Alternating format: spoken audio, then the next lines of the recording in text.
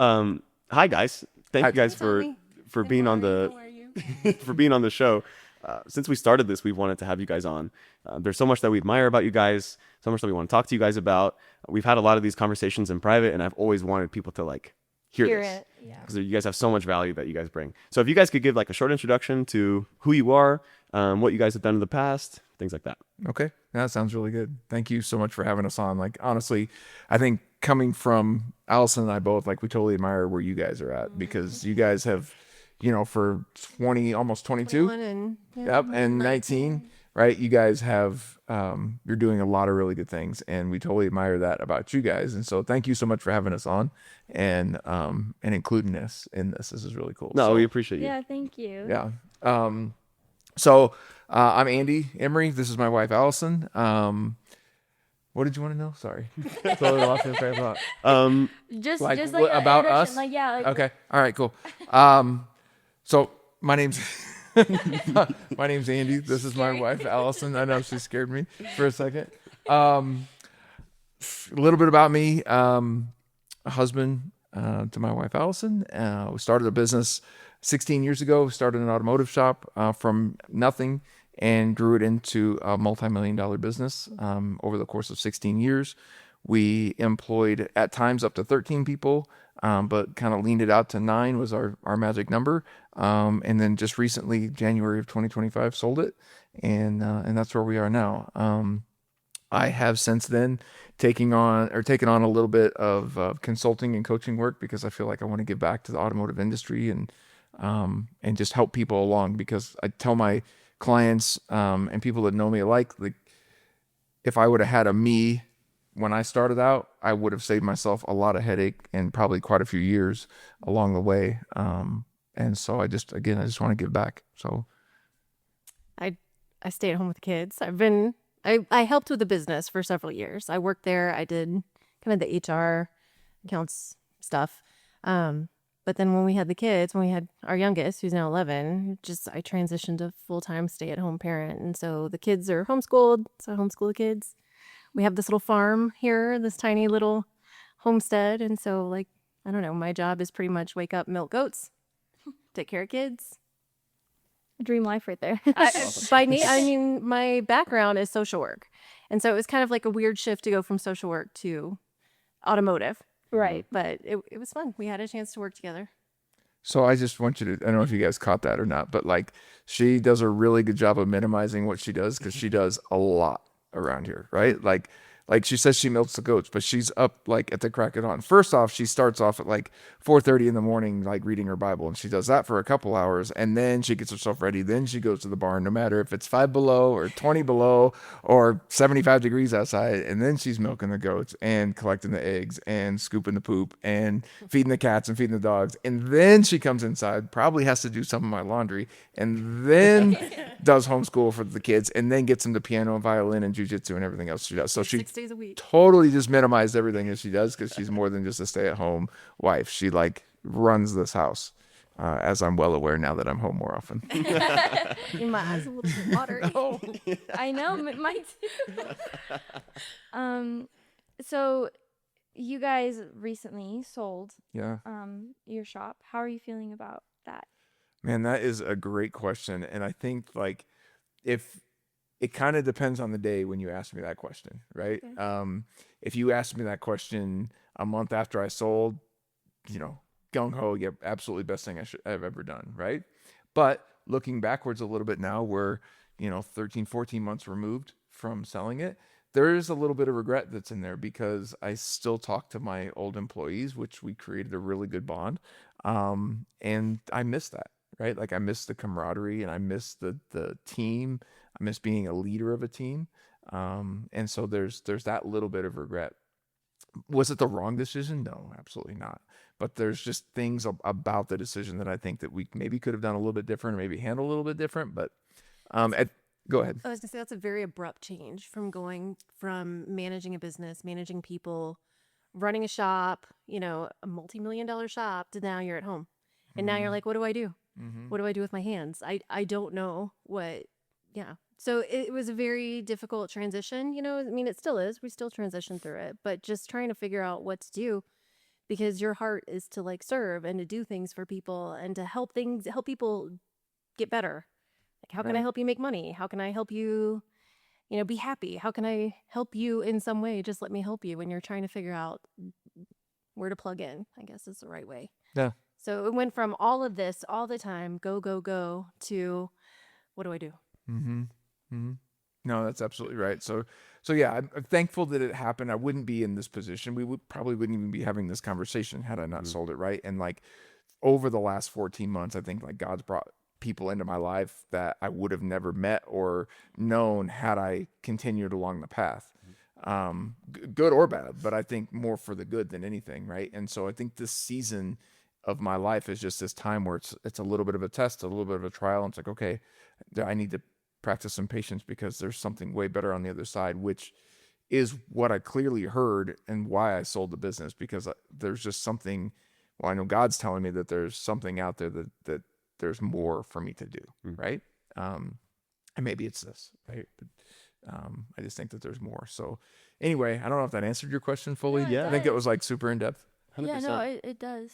I was going to ask, so we've talked to a lot of business owners, and sometimes they seem to get their fulfillment and enjoyment out of the product of what they're trying to do. So maybe like the money or the freedom of time. And then other people seem to, maybe they sell their business, or maybe they make a bunch of money and then they realize that the passion was in the work that they did or in the team that they had. So for both of you guys, where do you feel like the fulfillment comes from? Is it from the work that you're doing? Is it from the fact that now you have this like free time and that's awesome? Like, where do you feel like your fulfillment came from during the time you were in the business and then now for both of you guys? Sure. Gotcha. Do you want to start or do you want me No, to? you go ahead. Okay.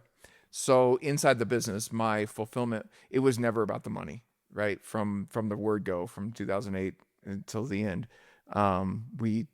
My statement, my motto, my vision was always just, if we're doing the right thing, then the money's going to come, right? We're taking care of people. We're taking care of our employees.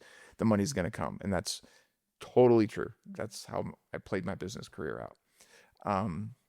And so for me, the joy or the reward came from just taking care of people, right? And even on the other side of it now, selling the business, like my joy comes from helping out other shop owners or service advisors or anybody in the automotive industry, guys, just getting started. Obviously, money to be made is great. I need to support my family, but if I'm not making money, right, the business isn't profitable, then I can't do the things like go on trips to Ethiopia or support missions or support my family or go on vacation and that sort of thing. And so, yeah, I think, yeah, I know that most of my fulfillment, all of my fulfillment came from the people, right? You always say, since we've met you, you've always said like, I just like taking care of people. I just like taking care of people. And that's like the Andy motto. Right. And we've started to say that Aw. everywhere we can. A lot of the things we say, we'll make a decision. It's like, what we take care of people. And that 100% came from you saying it all the time around us.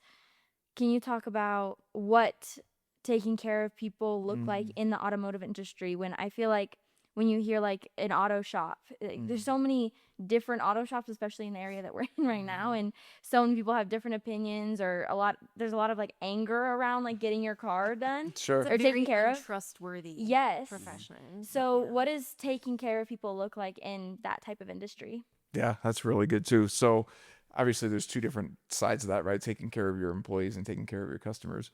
But they did a study, whoever they are, but they did a study a while back where the two biggest things that give people anxiety are going to the dentist and taking your car in for car repairs, right?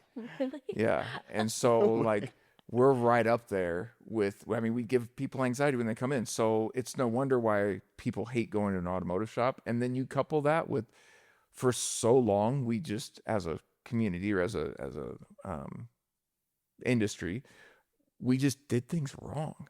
Like we had guys that were taking advantage of people, Especially women. especially I'm women. afraid. We had guys that had no idea or no business running an automotive shop or working on cars for that matter. And so it just got worse and worse and worse. And then it was like, if you worked on cars, it was because you couldn't do anything else, right? Because it was just like the next easiest thing for you to do. Like you worked on cars in your garage or, under a shady tree, and you thought you could do it professionally, right? And so it was just kind of that like Yeah. If you were not good at anything else, you could work on cars. And then that was a bad combination for our industry. So anyway, we can talk about that in a minute. But when it comes to taking care of people, starting with my employees, right, we need to remember that our employees aren't like a lot of people look at them like a liability.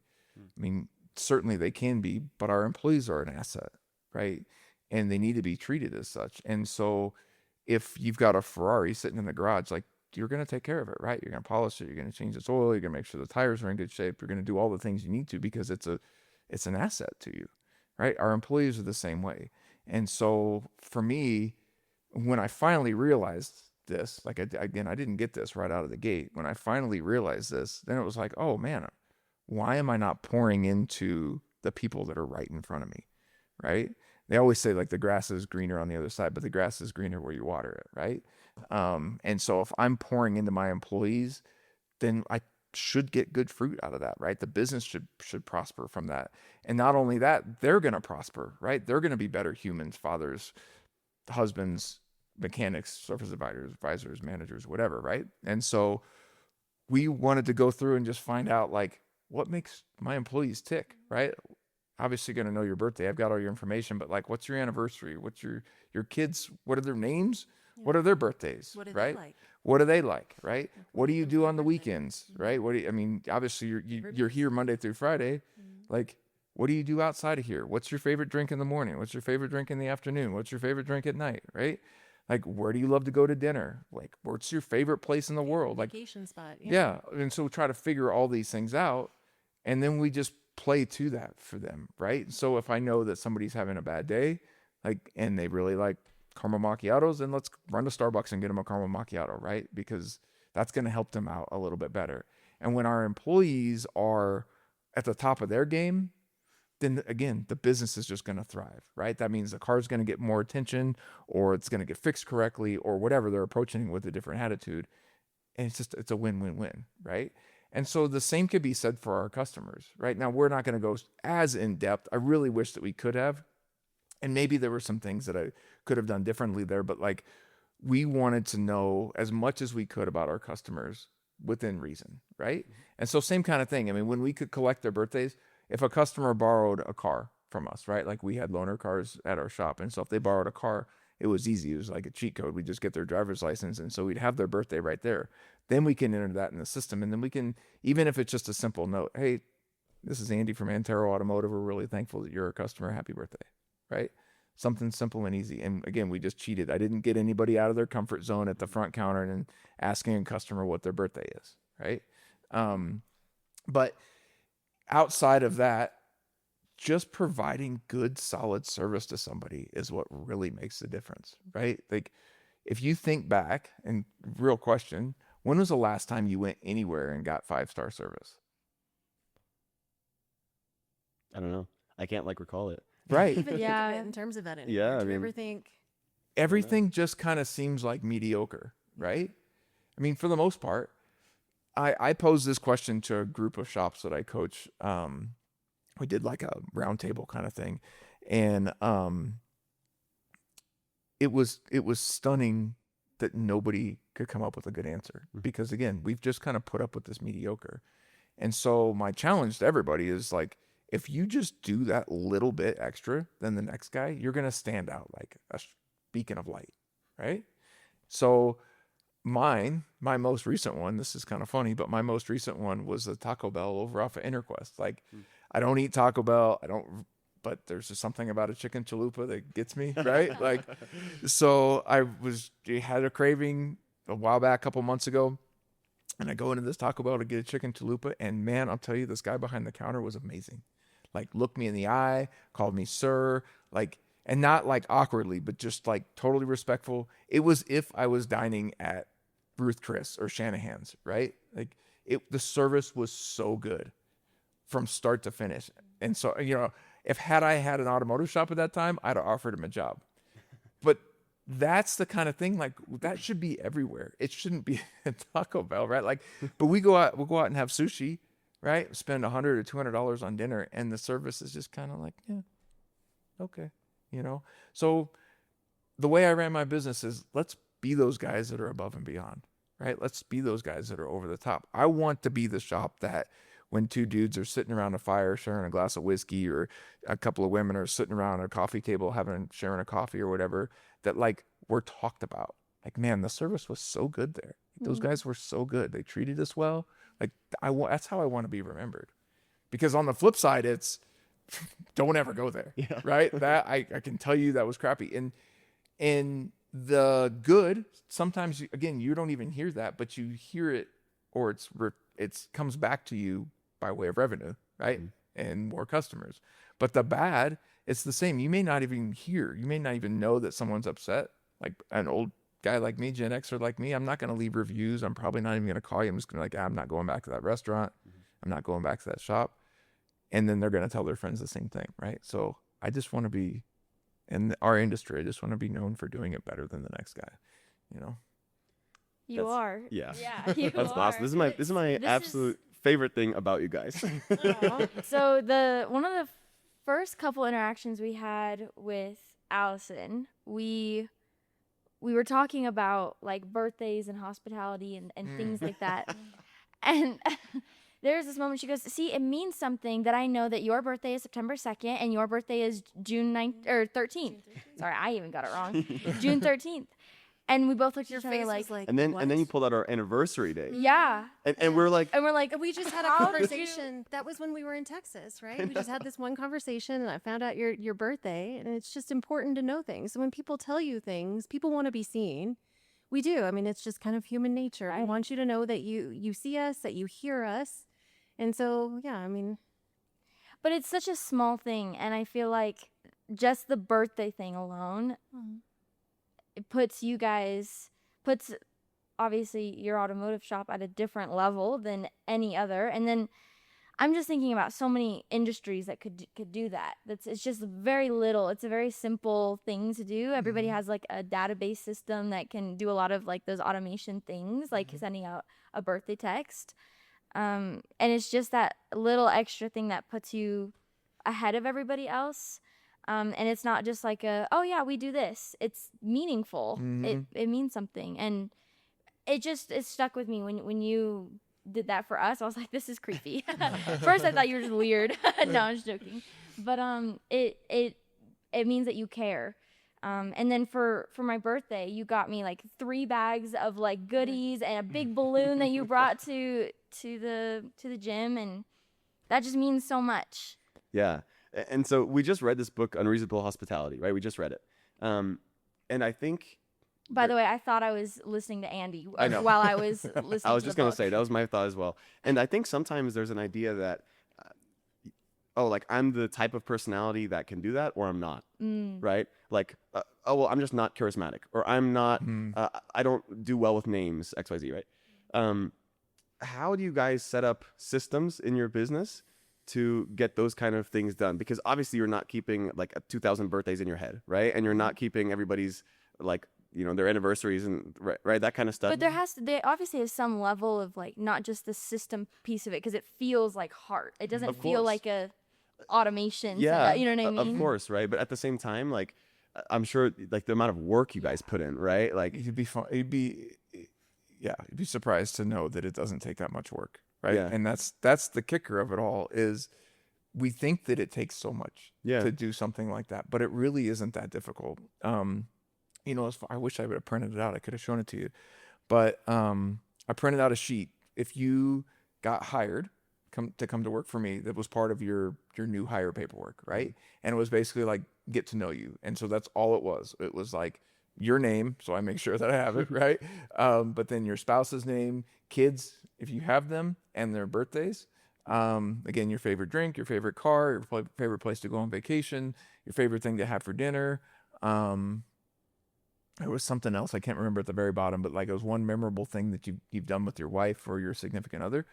And from there, the easiest thing that I did is I just created you in my phone as a contact, and all of that's in as your contact. Set it on my It's on our shared calendar calendar. for a reminder. Get Yep. a week in advance so that we know to plan. Yeah. And so it was real easy to do that. And then as we grew, or I got busier, or I stepped away from that role of the business, then I basically just delegated that on to the person that I delegated to in the business. And then she was really good. And so if Allison wasn't able to get a gift or something like that, you know, we just had things that were already in the shop that, again, if it was, you know, someone's daughter's birthday, then we'd make sure we had a birthday card of appropriate age and like an Amazon gift card, and we'd make sure that they at least got something, right? And so I don't know. Once we started doing that, like we didn't miss any. And it was a really easy system to set up. It wasn't anything like way over the top. So again, you know, starting with your people. Now, when it comes to the customer database, that's a little bit trickier. You've got to have a good CRM in place. And thankfully, like our shop operating software had the ability to do that, and our CRM integrated with our shop operating software. But still, once that gets set up, it's not too bad. So. Yeah. Also, you know, when it comes to the kids, the children of our employees, when we needed to buy birthday gifts, what was really fun for our kids was for our kids to go out and pick a gift. So I would take the kids to Walmart or Target or whatever, and wherever we go, and I'd be like, okay, it's a 5-year-old boy. What do you want to get them? And they'd get it, and they'd sign this card. And so it would make it very personal for us. It's not just, you know, it's not just Andy's employees. It's not just our business, but it's a family thing. So we'd get the kids involved. So I think at the end of the day, like what made it work is intentionality, right? We were very intentional. Like we have to do this, right? No ifs, ands, or buts. Yeah. I feel like some people, like some business owners would be like, oh, that's a lot of money wasted. Or they would think like, oh, that's a lot of time wasted because they're like, oh, I just have so many other things to do. Like, what do you guys think of that? Because obviously this was probably your number one priority, it seems like, in this. Yeah. Well, the mindset is to take care of people. You want the people who work for you to want to work for you. You know, you want them to be part of that. Right. That, and I look at it like, again, I'm going to sew into them, right? My employees, I'm going to sew into my customers. Customer acquisition is very difficult in our industry because it's super competitive and marketing costs have gone through the roof. And I found that it's actually cheaper to pour into my customers in that way than to have to go out and acquire new ones, right? I talk about this when I coach advisors and owners alike. Like, you spend a little bit of money up front and just plant some seeds and sow into the customers that you have, you will organically gain more customers. I'm living proof of that, right? The same thing with employees. At the level of which my shop was operating, if I lost a technician, from start to finish, it would probably cost me about $50,000 to acquire a new one, give or take, right? Sometimes higher depending on the level of technician. That's a ton of money. Yeah. Like, I could take care of a lot of people for 50 grand. Right. And so to keep my employees happy, now we're going to have our day in and day out stuff with work, right? We're working on cars. It's messy. Sometimes it's cold outside. Sometimes it's hot outside. Like, some of that's not fantastic and glamorous, but if at least they feel like they're part of a family and part of a team, they're not going to want to look anywhere else. Right. And so if it costs me every time they have an anniversary, it costs me $200 for a Shanahan's gift card, I think that's worth it. Right. That's awesome. That is so Love cool. that. Can you guys talk about hiring talent versus building it? Because I've heard a lot of different opinions on this of, you need to be hiring, you know, A+ players. And if they're not an A+ player in the first 2 weeks, they're out, right? And then I've also heard like you should be developing your people, and if you're not developing your people, that's your fault, right? Correct. Where do you guys kind of land on that? That's really good as well. Full transparency, we always struggled at our shop to bring in a low-level guy and build them up. Primarily because of the amount of volume that we did there. We worked on a lot of cars, and so there was a lot of things going on at one time, and so it was very difficult for us to train somebody.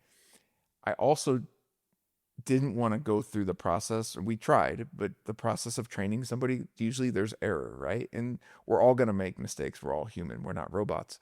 But we started seeing errors that were going to be detrimental to the business and also affecting our customer safety. And so for us, it didn't make sense to be that really low. Like, you can look at some dealerships and whatnot, and they bring in, you know, guys right out of school or right out of high school, right out of tech school or right out of high school, and they go through an apprentice program, and they have somebody watching over them and holding them accountable. Unfortunately, the way we were set up, we weren't designed. My shop wasn't designed for that. Yeah. So we would hire to the level which we needed, right? But that's not to say that you can't hire an A-level technician or A-level employee and train them to be even higher, right? And again, to work with them to get even to a higher level to lift them up. So we've hired on guys that are B-level technicians, right? Which is another thing. Like I could go down this rabbit hole a little bit. We have this A, B, C level technician standard in the automotive industry, but I have guys that consider themselves B-level technicians that operate at an A level, and I have had guys that say they're A level and operate at a C level, right? And so it's kind of like I'll be the judge of your level, right? In my business, right? And Bob down the street with his automotive shop, he might think you're a different level, right? But inside my business, I'm going to be the judge of your level. So inside the business, once we got through the recruiting process and I would bring somebody in for specifically what I was looking for, then we would pour into them and then we would build them up. So, if I brought somebody in that was like, man, I'm really good with suspension work and alignments and brakes and light electrical and that sort of thing, that's great. It's perfect. That's exactly what we're looking for. But listen, I'm going to need you to be a little bit stronger on your diagnostic level, or a little bit stronger in electrical, or maybe a little bit stronger in engine repair. Then we're going to put you through training, right? So we had a minimum standard at our shop that it was really minimum, but 40 hours of training per year, no ifs, ands, or buts, right? Paid for by us.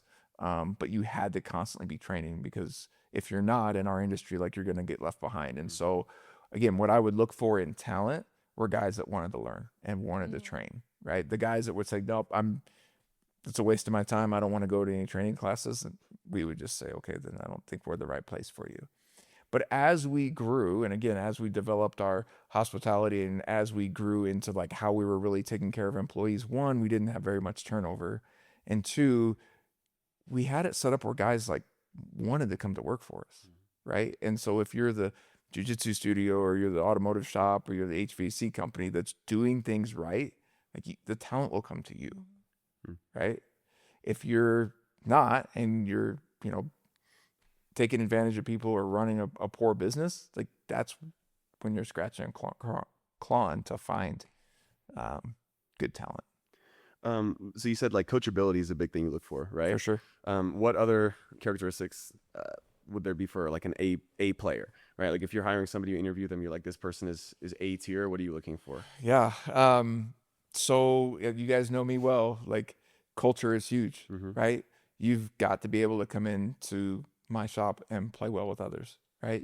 You've got to be able to come in and be part of a team, because we're together for 10 or 12 hours a day sometimes, right? We've all got to be able to communicate well with each other. We've all got to be able to work well together. If you don't go and hang out with each other on the weekends, that's totally fine with me. But inside these four walls of my business, like, we all have to get together and work together as a team, because it's about, again, taking care of our customers more than it is about your feelings towards each other. That makes sense? Yeah. So a level player, a level technician or employee is somebody that's going to fit well. For me, it's going to fit well with my culture. Yeah. Setting culture. Yeah. Doing that. That's a good question. That's not easy, Right. right? That's hard work. It's got to start with this guy. Right. Like, I can't go, well, I want a good culture, and then just, be a butthead all the time. Because I think it's such an esoteric term sometimes. People are like, Yeah. oh, you got to have good culture. And like, I think people don't know what that means. Yeah, it's so corporate, like, inclusivity and we're gonna work as a team, we're gonna work as a team, Yeah. and it doesn't actually feel like that or really work that way. So what does that actually mean? In terms of like action, Right. right? Yeah, good question. So yeah, there's a lot of garbage, right? Like, people are like, oh yeah, we have to have, all the culture stuff, but yet again, you're kind of a butthead, or you don't actually say the things that you're gonna do.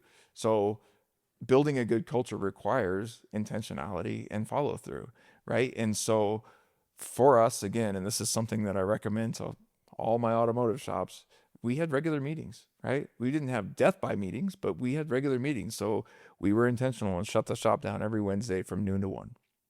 And I would buy the guys lunch because I believe there's power in meeting over food, especially with a bunch of dudes, right? But we would turn the phones off. We wouldn't lock the front door, but we'd turn the phones off, shut the garage doors, and we'd all meet around my whiteboard and talk, right? Sometimes we talk just about life. Like there were times when we were struggling with our oldest son, and there's transparency in that, right? And like I would pour into my guy. Or I guess I would want my guys to pour into me, but I would just be transparent. Like, look, guys, I've been struggling. I'm really sorry. This is what I'm dealing with, right? And that would spur other guys saying, yeah, you know what? I've been struggling at home, or I've been struggling with this. And again, we just all kind of come together and lift each other up. But if we weren't talking about that and crying on each other's shoulders, we were talking about the business and how we could make things better, right? Our biggest thing was, how do we enhance our customer experience? Well, we enhance our customer experience through consistency. Well, how do we get consistency? Well, we get consistency through communication. Well, how do we get communication? Well, we have to talk to each other, right? We have to continue to work with each other and let each other know what's going on. Let each other know how we're feeling. If we're doing something wrong, if you're not doing it up to our standards, like have some accountability, hold each other accountable. I'm sorry, in that. So, yeah, to build culture, it's a lot of intentionality, right? And I think it can't be coming from me, from the top down, right? It's not always going to be rainbows and butterflies. Again, I think it's just being open and honest and transparent with the guys. Like, look, man, I'm sorry, I'm having a really bad day. You probably don't want me around, right? Maybe I'll just hang out in my office for a little bit, or maybe I'll go walk around the building 12 times or something like that. And hopefully I can shake this. But being open and honest, then guys know, like, okay, cool. He's not here to fire me today, right? Right. Or, we're not going to shut the business down, but he's just having a bad day because he's human, right? And again, I think that's it. For being a leader, right, in the business, like you're the one setting the tone for the culture. That's just it. I just got to love on people. We had a recent episode where we were talking about like coaching kids and how, they're humans. You have to coach them because they're humans and they have emotions and they go through their own things, and you have to adjust for that. You can't expect everybody to be as perfect and like machines all the time. It's not gonna work. right. You have to adjust to how they are. Go ahead. And whether they're like 11 or 50, Right. they're still Right. They're still they're little kids. They just learn how to That's right. deal with some of that stuff better, maybe. Yeah, that's right. How did you? Wait a minute? Did you just point to me and say I was 50? You did. Like, I'm not 50 yet. not until next year. That's funny. No, so I was just gonna ask, how do you switch between like the friend hat and the boss hat? Oh, that's so hard. That's something we've been really struggling with recently. That's difficult for us, for our team, because we Yeah. always feel like obviously there has to be a professional line, but at the same time, like we love these people, right? And we want to take care of them, like you said, and we want to be friendly with them. And if they're having a bad day, I want them to be able to talk to us. However, we also have standards for the business, and so This And I was gonna say, just like recently in our comp class, which we're closest with, like we've tried to implement everything you guys have taught us about hospitality into this comp class. And I'm trying to find that level of like being that like coach, like, hey, we have to get stuff done, and being their friend. And I have been doing this for the past 2 years. Like I become their friend, and then I lose control, and then we have to bring it all back, and I keep swinging. And I think that's the same in other areas in our industry as well, like the jiu-jitsu industry specifically. So, and obviously, was- we're dealing with like kids and Yeah. like a younger Yeah, team it's and stuff like different. that, right? But I was just gonna ask if there's any like overlap or anything that you've experienced with your teams. Yes. So hang on, before you say I was what just you're gonna going say to say. that's one of the hardest things that you had It- to it is. maneuver through. It is, because I have a heart to serve, right? And I have a heart for people. And I can see, like, I come through a lot of stuff in my life, especially in the early years in business. And so I have a lot of sympathy for those that struggle with certain things and addictions and whatnot, right? And so my heart goes out to them. However, just like you just said, like, that's how you deal with it. I love you, right? I want to work through this with you. We have a business to run, and there's business professionalism. We want to come outside the shop or outside of the studio. Let's go have a conversation about it. If we need to, go one-on-one, man-to-man, woman-to-woman, whatever it is, right? Or adult to adult. But for my team's sake, like, we have an obligation and a responsibility to our customers to make sure that they're taken care of, right? And if you can't do your job, then we're going to have to figure out something else. But when it comes to building that relationship, but then keeping a boundary, it's a lot about, it's just open and honest, right? And that's the step of maturity, like you just displayed, is gonna take you like so far, right? Because I struggled with that in my early years, and I wasn't able to communicate that with somebody. I knew that I loved this person and I knew that I cared about this person, but yet they would show up to work drunk or whatever, right? And it's like, I don't know what to do. And then I would just get mad. But in their mind, we're friends. But we're friends. So, I got so that's, you kind of have to find that, these are the boundaries. We can be friendly, but at the end of the day, I'm still your boss. I still have to manage this business. We still have to figure out how to make this happen. And you don't want to be taken advantage of as the friend.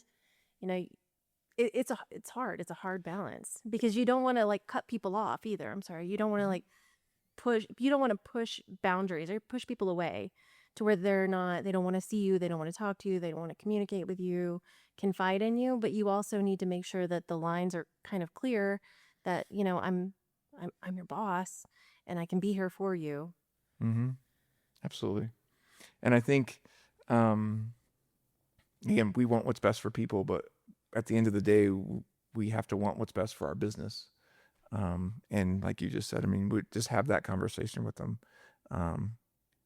Even though it's hard, you have to have that conversation with them. And again, I love you to death, but you and I both know this isn't the best thing for our business. It's not the best thing for you. And either we can correct it and we can move forward and we can get past it, or if we can't correct it, and unfortunately, this just isn't the right place for you. And again, that's tough. I've heard it a lot of different ways, but it's something like, hard conversations lead to an easier life. Easy conversations lead to a harder life, right? And so it's hard as the owner or manager or the one in charge of the business to have those hard conversations with people. But at the end of the day, I would rather, if I were on the other end of it, I would rather hear it than have somebody just avoid it or dance around it and think that I'm doing everything's okay, or there's no problems. Yeah. So that answer your question? Yeah, Yeah. 100%. Cool. 100%. It's such a hard balance. It is a hard balance, and even more so for you guys because you are younger, right? And you're training people that are the same age or just slightly younger than you guys. It's like, oh, we're all friends here. Sure, we can be friends. Like I'm gonna love you to death. Like, as from an owner to employee level, like, you're never gonna feel at any other shop or any other business like what I am giving you, right? Or like, because I'm just gonna love on you because I appreciate everything you're doing for me. However, you're not gonna walk all over me. Yeah. We have a responsibility to our customers, to our other students, whatever it looks like. We have to make sure that we're doing things the right way. So Yeah. No, this is just it's interesting to hear right now, because I think that's the hardest thing that we're dealing with right now, is that balance exactly. Mhm. So I'm just processing everything that you're saying. How do you feel a lot of what you just talked about, not just the boss and friend balance, but also hospitality? How do you feel that could translate into the jiu-jitsu industry? Because just a little bit of background. We know them because we coach their son in jiu-jitsu, and they just started training. It's been awesome.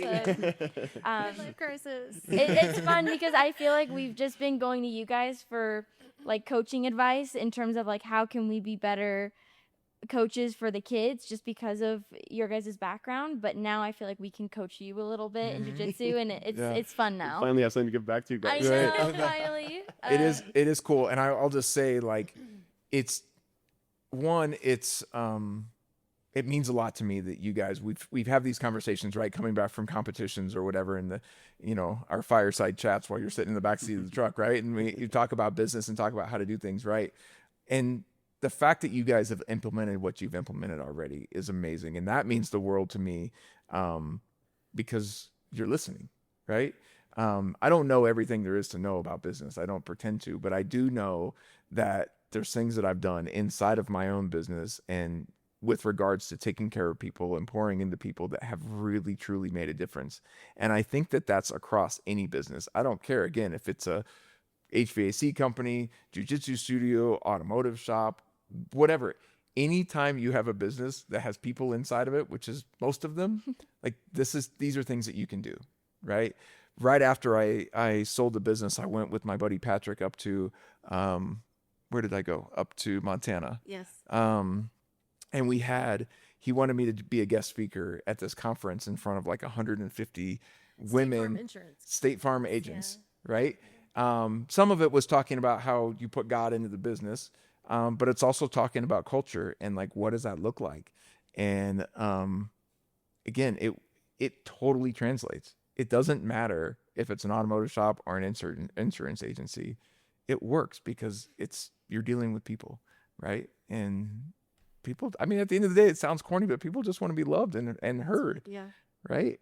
That's right. So, We don't just want to be another face in a crowd. People want to be seen, I think. Well, all the stuff you guys have told us has worked. So, Yeah. so thank you. It's been a huge change. Really worked. It's amazing. it has, and we've witnessed it, right? From the time that you started coaching Braden when he was younger. I mean, it's been 3 years, No, 4 years. Yeah. To this Wow. point, like the change is so crazy. I mean, you guys now that you have a large competition team, right? Like you have a competition team. Yeah.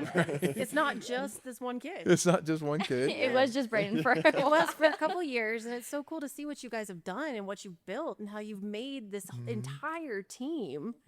You guys are doing amazing things, and it's so fun for us to be able to sit back and watch that happen because we've loved you for several years, and we've known what you're capable of, and we've seen your potential. And to see you guys start implementing things and making things happen, like these big, huge things. You have a podcast. Yeah, I know. Right? They're like sitting on your Instagram podcast. videos. You watch them. They're so fun. You guys are doing incredible things. Yeah, And thank you're you, guys. young. That's very kind. So what you can achieve in the very near future is just like we could have done that. We could have wanted to try doing something like that at 19 and 21. But what you guys have going for you is amazing. It's your mindset, it's your heart, it's like the love that you have, your dedication to kids, what you want to build. You are so forward thinking. It's amazing. It's amazing for us to watch. Yeah. So I might have just Thank you. That's That's very nice. nice. That's No, nice that's a of good you. tangent for sure. Yeah. Sorry. No, Well, that's really good. We just were That's good. trying to soak up everything you guys are telling us because it's work. I mean, if it works, then we do it. So that's how it all just translates, right? It obviously translates because you guys are doing it and it's working. it's a So totally different field. it's something that it's funny because it's not rocket science. Like that's why I feel like I want to just tell everybody about it, right? And the way to grow a culture, the way to build a culture, build a team, because it makes such a difference inside your business, right? And you guys haven't done anything different, not that I know of at least, as far as customer acquisition goes, right? Like you're not doing these crazy new marketing schemes. You're not doing like, I mean, I'm sure there's some other than like yeah. your social media stuff, right? And like it's grown, right? But you started taking care of the people, and then you started building some systems. You started taking care of the people, and then it's like, oh yeah, these guys are great. I think all of that's true. I think it's less about the growth that we've seen and more about like the relationships that we feel with all the people that we interact with now. Like all of the comp parents, we know a few things about them that we didn't without that guidance. And I feel like it makes it easier to talk with their kids or with them, and it's less stressful to talk. Like I think when we first started the comp class, it was like, okay, we have to talk to parents like more often now. Like this isn't scary, you know? But because we know what to ask and and what to remember, and oh, I can use this golden thread here to talk with them about this thing. It makes it a lot easier, and now it's not like scary to talk with parents, I guess. Yeah. And it just feels more comfortable, and it's easier to interact with the team, right? Yeah, and not that we're taking credit for Tom's growth of the business. No, either. of course not. No, yeah. I don't mean it like that. I just mean No, yeah, I don't. Yeah, We for, don't either. for sure, don't mean it that way. But I can see like organically how things are growing Yeah. inside of what you guys are doing. Our experience has always been pretty much with the two of you as well. So we've been able to see like 3 years ago walking into a class and just sitting, as opposed, I mean, we're just there, and now we're part of this team. And that's really neat to see how it's changed. yeah, and not to take credit for what Tom has done. Yeah. at all. Absolutely not. Didn't mean that either. But for sure, In our tiny little area of the business, Exactly, this has been what we've seen growth and success in. What this, yeah. But in brainstorming with Tom about these things, about like how does it feel as a new customer walking in, right? I remember talking to you about this. Like, what does it feel like on day one, coming in for a trial class? We made a podcast about this too, right? Yeah. And like half of that stuff was stolen from you. Yeah. And it was like, well, how should they feel? And I think shifting our perspective to that, to making every single part of that first class or first couple weeks experience just incredible, has been really amazing in terms of the retention for our like new students coming in, for kids and adults. It's been really transformative for them, which is sweet. That's right. Anytime, just to kind of piggyback off what you said and just to reinforce what you guys are talking about, what we've talked about, but inside the shop, right? If I'm sitting in my office and we have a new customer come in, especially if I'll hear it at the counter, right? And they'll say, oh, so-and-so referred me, or I've never been here before. Like the first thing I'm doing is coming out of my office and shaking their hand and introducing myself to them, right? Again, I'm not high and mighty, but look, if you're going to meet the owner of the business, if you have any problems, you come get me, kind of thing, right? And then from there, we just make sure like our brand new customers are treated very, very well. So again, it's explain the process to them. This is what it's going to look like for you. You guys, walk them around the studio, or again, just explain your process. And then we just make sure that inside of our business, we just make sure that that customer is handled very well from start to finish, right? So that they understand what our system and what our process looks like. And again, it's just more of like, welcome to the family. I'm glad you found us, and this is how we're going to take care of you. Because I always felt like, and this is same in your business or true in your business, if we're not going to take the extra 5 minutes it's going to take to introduce yourself or to show them around your business or show them what's under the hood of your business, you're probably not going to hang on to them, right? Yeah. They're just going to go on to the next place. But if you make somebody feel special for the first 5 minutes of their visit, they're going to continue coming back, right? Because at the end of the day, you guys are selling a service in that you're training jujitsu, right? I'm selling service on somebody's vehicle, but people buy from people they like, know, and trust, right? And if those three components aren't part of it, they're going down the road, right? Until they find the person that they can, Yeah. right? So I think once you can establish that, and it's so easy to build it, right? It's not being manipulative. It's just, it's so easy to build it. So, yeah, I just wanted to say that. Yeah. I was thinking we could shift gears just a little bit. Yeah, I was thinking the same thing. Okay. No great. pun Okay. intended. On the same page. You didn't go to business school, I did not. and I'm going to business school. What a waste of money. I know. I'm teasing. I'm teasing. So I'm teasing. I will say, my frustration with school right now is that it doesn't teach the application piece of it. A lot of the time, it's teaching a lot of definitions and random stuff like that, instead of here's how you do this, here's how you build this, here's how, and there's no application piece to it. Can you talk a little bit about how you prepared or learned through the process of running your automotive shop, like this business side? Because there's also, it's not just running a business like, oh, we have to set up, this is how we set up like our invoices. There's a whole other like accounting side that you also have to know. Like, how do you, I mean, Yeah, how do you educate yourself on all that? Yeah, Yeah. that's really good. Trial by fire. It was a lot of trial by fire because if I could start a shop right now, if I could start a shop right now, I would be so much further ahead than if I started the shop in 2008, right? Like podcasts are a thing, right? Audiobooks are a thing. I didn't have a bunch of that, right? We didn't have any of that. Really didn't have any podcasts. I think audiobooks, maybe Kindle had come out. But for me, it was a lot of trial by I fire. was 2 years old. So close to the 1900s back then. Just thinking, I mean, it's crazy, right? But Horse and buggy. it's just amazing how fast technology has changed in the time from the time I started my business. But a lot of it was truly trial by fire. I knew that I wanted to do this, and so that will alone is what was driving it forward, right? Business school, it's a lot like going to automotive tech school, right? A lot of theory, a lot of like study, and I'm just going to learn, how an automatic transmission works. Maybe I'll be able to go into a lab and build one that's been taken apart and put together 5 or 6 different times. But rural world is so different, right? And the same thing can be said for business school. Now, the good thing is you're learning the theory, right? And you're going to learn, you'll have a leg up from me going into the business world. And so maybe you've got a couple year advantage on that, right? Or you're going to learn more about bookkeeping than I had under my belt, or accounting or whatever, right? Or how to build processes, that sort of thing. But yeah, it was from 2008 to probably 2012. It was a lot of hard work. Like, we paid taxes on labor for like 5 years. And I didn't know, it wasn't that long. It was like 3 years, but I didn't know I wasn't supposed to. And like, I could never figure out why I wasn't making money. Until I caught that I'd been paying taxes on labor. Actually, it was an accountant that caught it and was like, "Oh, you got to get your money back. So go to the state." And what happens when you go to the state looking for money? Well, they're going to audit you. Right.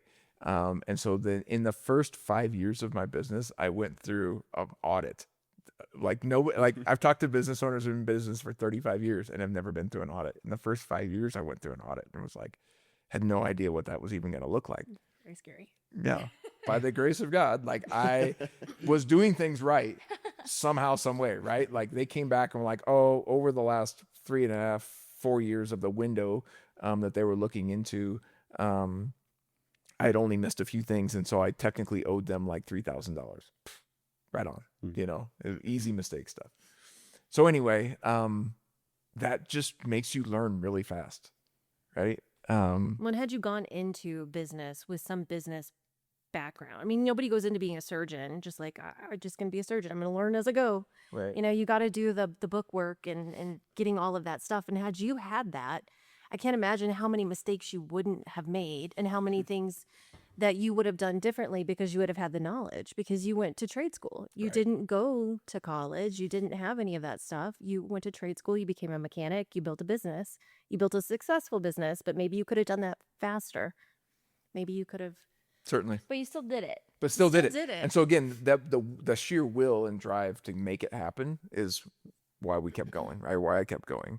So yeah, I mean, you want me to build an engine, I can build an engine, but you want me to, balance my QuickBooks? I'm like, I don't even know what a P&L is. Like, I've lost, right? Well, and I started doing the bookkeeping whenever I started working for him. And again, my background is social work, and so I didn't know how to do that. So I had to learn it. And I'm sure some of those mistakes in the audit were because of me, Right. because of something I did. But we're just two people trying to figure it out and run a business.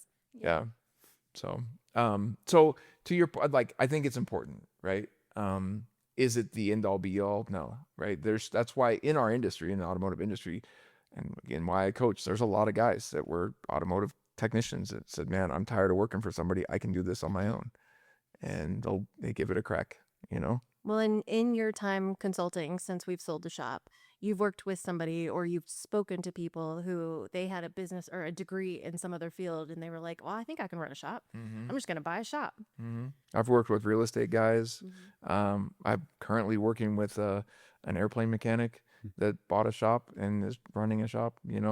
I've worked with in Texas. There's a guy that was a technician that started a shop. I mean, it's that's what's so awesome about our field is that it can be done. I mean, same thing kind of with the jiu-jitsu studio, right? Like, You kind of want to know how to should do jiu-jitsu. probably know how to do it, I guess, before you get started, right? But like, I couldn't imagine if I came in as a guy running an automotive shop and said, okay, I'm going to start a jiu-jitsu studio. Like, I'm going to need to surround myself with some really, really good people before we're going to even make it, because you don't want me teaching jiu-jitsu. You guys both know Not this, yet. right? Not yet. Hey, you'll be there. Yeah, like maybe when I'm 85. The LIT program.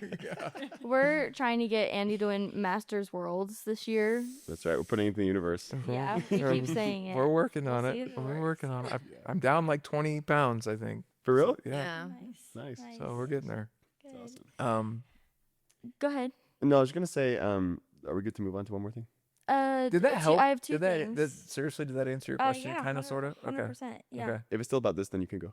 No, it's not about this. I want to work Allison in a little bit more. Go ahead. Yes, please. Okay. Thank you. Allison, I want to put the what is it called? The hot spot? The spotlight.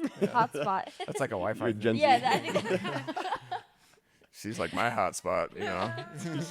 I want to put the spotlight on you a little bit. So, social work to helping your husband run an automotive shop. Yeah. Can you talk about that transition? Both are taking care of people. Maybe you just didn't realize it at the very beginning. Right? Yeah. I mean, they're very I mean, when you different. think automotive shop, it's not like well, he taking care of people, He but- has a very nice smile, and so he was like, "Come work for me."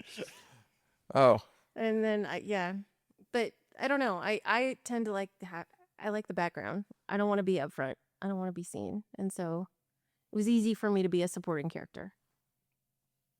I like that role. I like building him up and supporting him, and so thank you. I try. Is that what you were Very asking? good. Yeah, I don't. Okay. Right on. what'd you do at the beginning of the business when you were there, kind of more hands on? This one? Me? Bookkeeping. Yeah, pretty much just all bookkeeping. Like, yeah, I think that's all you Running were. QuickBooks yeah. and kind of being a go-between. Oh, between- yeah, you reconciled the parts, Mhm. right? And yeah, I just did the bookkeeping, and we decided, I don't know how long in or at what point, but it was much better for our marriage that she Yeah. probably just not be at the shop. No, that's not. Well, but in a sense, Cut like that. no, I'm just kidding. But seriously, No, it was hard because we had kids. You know, we have a blended family. We each came into our marriage with a child. We had two together, and then in the midst of all of this, we're like, it would be much easier for us, and especially for our children, because we wanted to be present for our kids. And if I'm at the shop, then the kids are in daycare, and so I had flexibility. I could be at home and I could be doing all of this at home on the computer, and it was easier. I mean, it is hard to work with your spouse. It is. He wasn't wrong. You know, it is hard because especially when he has to wear different hats, right? His job at the shop is to be the boss. And then I'm like, well, you're my husband. We have kids, you know. I mean, I don't know. yeah, she's like, I'm gonna go to lunch for like 2 hours. Actually, stop. You were making things up. Okay, maybe it was like 90 minutes. Making googly eyes at you at the shop. I know. You know, but it really was like there are couples out there that make that work, right? There's couples out works there well. that run it well together. I just think for our chemistry, it's just it was like she respected me enough, I respected her enough to know we don't need to spend that much time together, right? I don't want to. At the end of the day, like I don't want to like.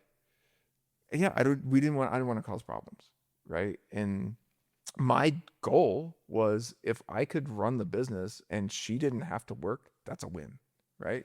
As for a job, right? If she could stay at home With the kids, with the kids, which is what I always wanted to do. so it worked out really So, well, yeah. right? And so she's always there when I need her when it comes to the business, right? I come home from work and it's like, you know, I put on one thing at work, but come home and I'm like, this is crushing me, you know, and I can cry on her shoulder or I can talk to her about problems that I'm having with employees and she can help me walk through again how to respond or what steps to take. And it's just a really good support system for me when it came down to that. And so after we transitioned her out of the bookkeeping side of things, it like she was just support staff, a huge support staff for me. And that was the most important role she could take.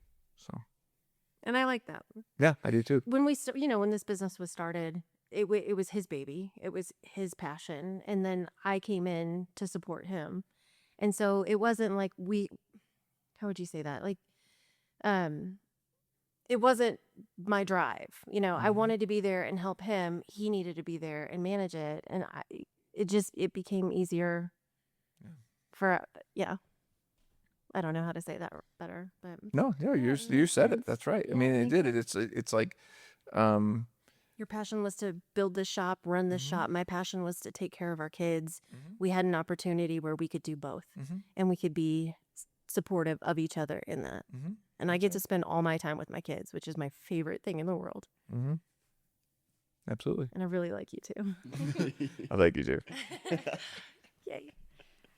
Oh, gosh, every time I talk to you guys, I get emotional. Oh, So I was gonna ask, maybe to kind of wrap up here a little bit more. An exciting why thing. aren't you crying? Crying right now. Sorry, I'll try hard.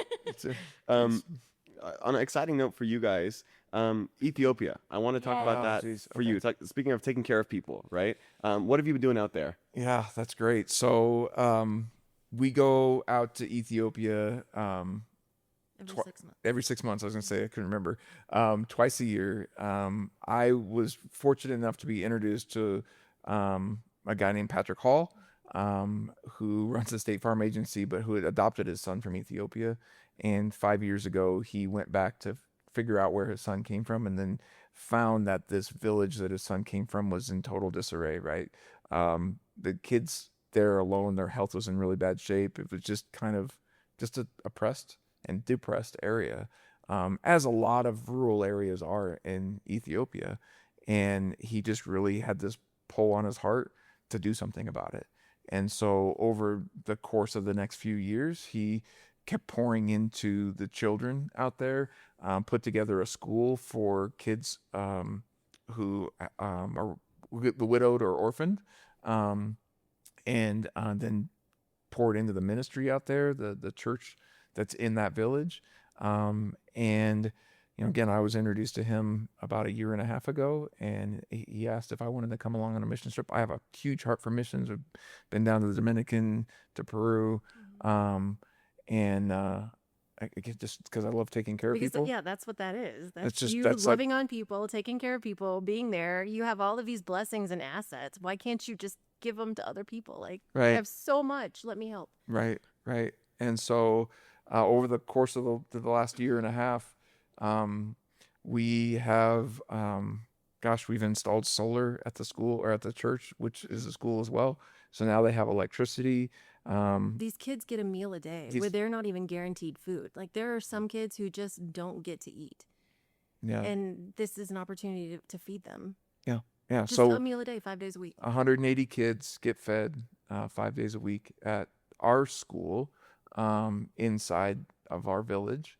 And on our last trip, we just got back a few weeks ago, we're working on developing a plan to feed the kids that are in the primary school, which it's like 835 kids.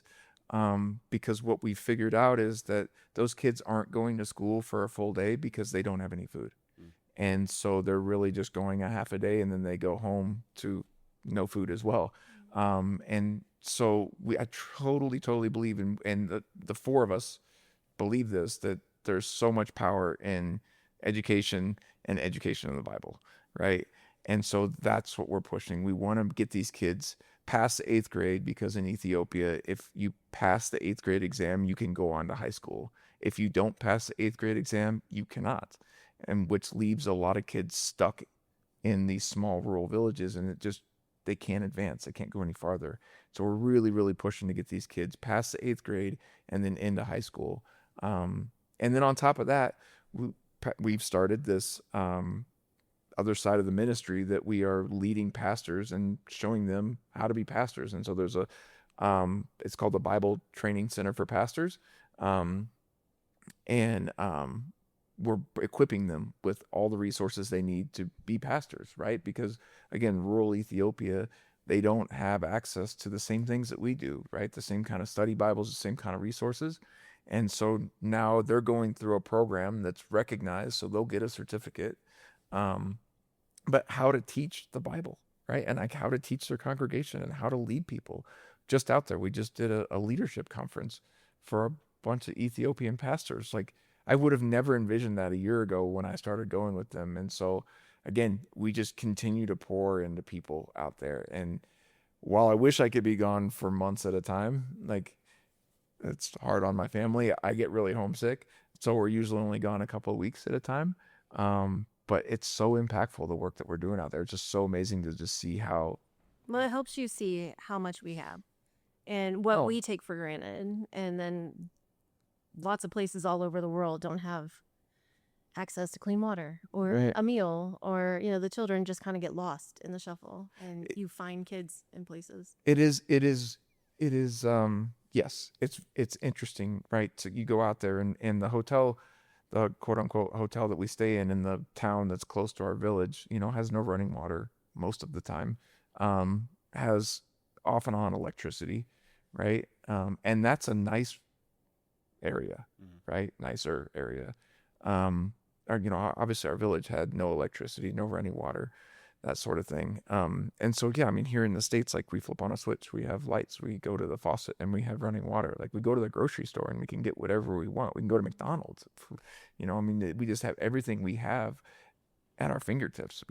Our lives are so overly abundant. And I just think we lose sight of that, right? Like we go over there and the kids are like, happy, right? I mean, they get sick just like any other kid, but they're happy most of the time, right? Grateful. The people are so grateful when we come out, and a lot of them have like 1 or 2 pairs of pants to their name, right? Maybe 2 shirts, maybe shoes, maybe not, right? And we do the best we can to provide for them, but what we're really trying to do is teach them that, again, through education, and then ultimately through Jesus Christ, through the Bible, like their lives can become better, right? We give them hope in Jesus Christ. We give them education that they can continue on and provide for their family or provide for themselves. And so they can have shoes and buy food as they need it, you know? Yeah. Again, it's amazing, right? We get on the plane to come home and we typically land in either Germany or London. And like by the time we'd come out of the village, take that plane ride into London or Germany, and we get off and it's like everybody's on their phone and, you know, people are walking around in their suits and all this stuff. And like, we haven't showered in like 7 days, you know, like, and it's like, man, what we just did, you know, most people will never know. Right. And again, this is the small little pocket in Ethiopia, small little village. There's so much need all over the country, all over Africa, all over the world, I guess, for that matter. But man, it's just so awesome. And I think that that's like what I feel like I'm called to do is just to continue to give back. So not just inside an automotive shop or inside my business, but also to those that need it. So That's awesome. I think that's a perfect way I think that's a great to wrap. wrap up. Is there any way that people can either like donate to what you guys are doing Oh, out yeah. there, or do you have like a page or something? yeah, so we do. It's called zoeprojectethiopia.org. They can go on there and learn about who we are. We really are just a group of 4 guys. Most of this is all self-funded. We have a little bit of support from a couple of churches, but we're not like, we don't have a ton of support. So everything that we're doing, it kind of comes from us. But so Zoe Project Ethiopia, Zoe is ZOE, which means life, right? But Zoe Project Ethiopia.org. They can go on there and donate again, learn about a little bit who we are. We are still really small in that area, and so like our website is constantly under development and constantly being changed, but we always try to update pictures and that sort of thing. For me, my email is andy@andyemery.com. If you guys ever have any questions, want to learn more about leadership or more about automotive coaching or consulting, I can help with that. I work under 2 different companies, if you will, Level 6 Automotive Consulting and Empowered Advisor. So I do kind of 2 different sides, but both of those are on the web if you guys check those out. So, and then Allison, you can't get a hold of her because she's my wife. If you would like me to teach you how to milk goats or build a tiny little homestead, Do you want to plug your antibiotic-free eggs? I have the best eggs. Yeah. Yeah, pause. Sorry. My chickens lay the best eggs. Yeah. Good. Awesome. Well, we are super grateful to have you guys in our lives, and we really mean that. Like, seriously, the advice you guys have given us, just being in your guys' like home and in your presence, and I don't know, the energy that you guys give off is infectious, and we always want more of it. And every time we leave a conversation with you guys, we're always so excited and inspired to do more good things for people, which is awesome. So thank you guys. You're welcome. We see you guys as mentors, but also as our friends. Like we love you guys. Yeah, you guys are the best. You too. Yeah, we love you guys. It's been fun. Yeah, it has. This little journey, this mini journey that we've been on is has been really awesome to watch you guys grow, and I'm so excited for what the future holds for you guys. So Thank you. thanks for thinking of us and like putting us on here. This is amazing. You'll be back Sure. on. You'll Yeah, be back hopefully. on. I was gonna say, like, there's There's so much so more. many things that we want to talk about. I know I've got like a lot of words going on up there. Like I really want to get them all out. So many questions. but Right. Sweet. We'll But get no, to this is amazing. So yeah, you guys just keep up the good work, and you know where to find me. Awesome. you We appreciate you guys. Yeah. Thank you. Yeah. You bet.